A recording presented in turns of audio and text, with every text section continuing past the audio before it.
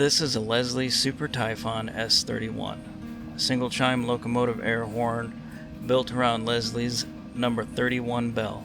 By itself, it produces only one note.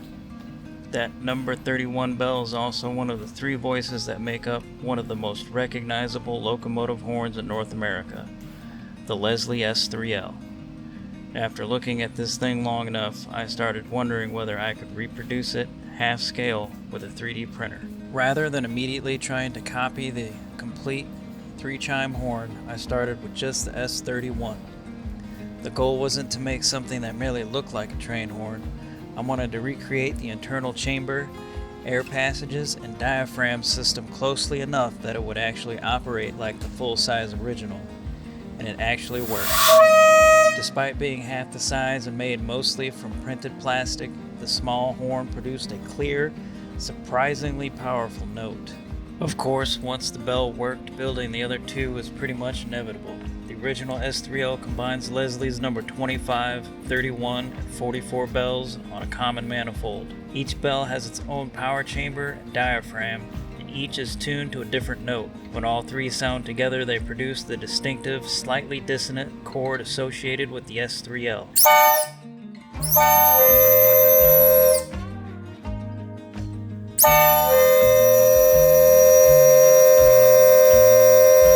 Leslie introduced the Super Typhon family in 1951 after experimenting with its earlier chime tone horns. By late 1952, the 3-chime S3L and the 5-chime S5T had become the company's main locomotive horn designs. The chord was intentionally designed to attract attention rather than sound perfectly musical. That unusual sound helped the S3L become a fixture of North American locomotives throughout the classic diesel era. Every usable dimension was taken directly from the full-size parts. That included the overall bell length, the changing diameter of the bell, mounting surfaces, bolt locations, chamber depth, air passages, and the relationship between the nozzle and diaphragm. Simply scaling down the outside shape wouldn't have been enough. The working surfaces inside the horn also had to be reproduced. Those measurements were then transferred into Fusion 360.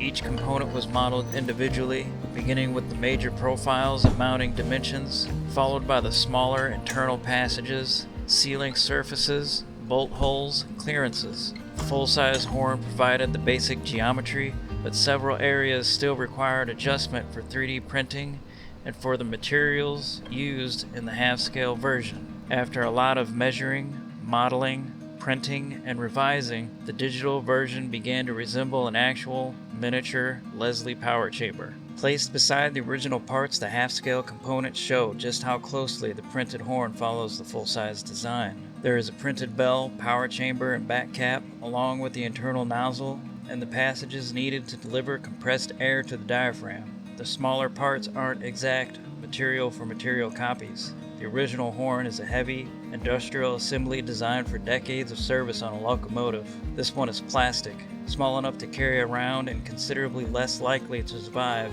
being mounted on the roof of an actual train. But mechanically, the operating principle is the same. With the S31 working, the same process was used to produce the number 25 and number 44 bells.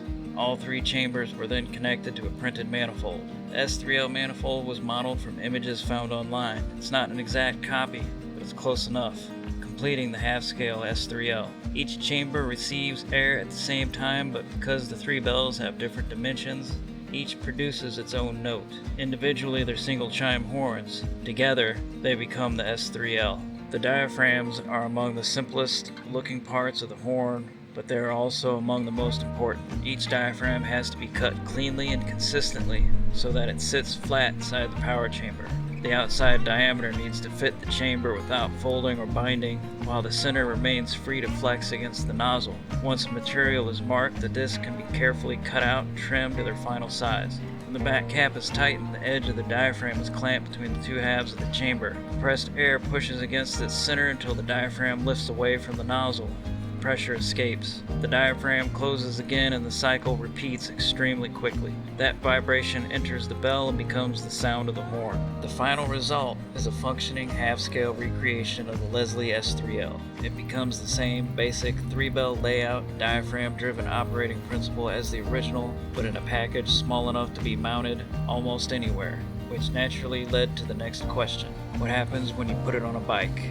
With a small air tank mounted to the frame and a valve on the handlebars, the miniature S3L became what may be the world's least necessary bicycle accessory. The tank only carries enough air for a few short blasts, but that's probably plenty.